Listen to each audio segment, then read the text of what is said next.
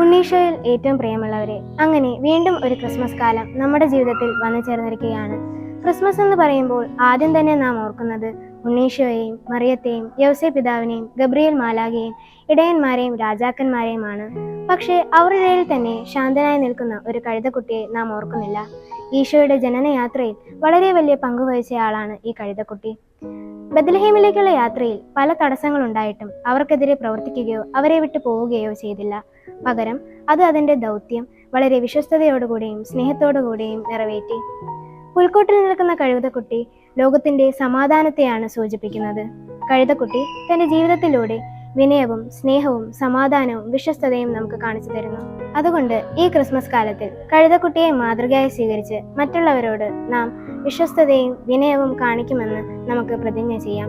അതുപോലെ നമ്മളാൽ കഴിയുന്ന വിധത്തിൽ സമൂഹത്തിൽ സമാധാനം സ്ഥാപിക്കുവാൻ നമുക്ക് പരിശ്രമിക്കാം. അങ്ങനെ ഈ ക്രിസ്മസ് നമ്മുടെ ജീവിതത്തിലെ വലിയൊരു വഴിത്തിരിവാകട്ടെ.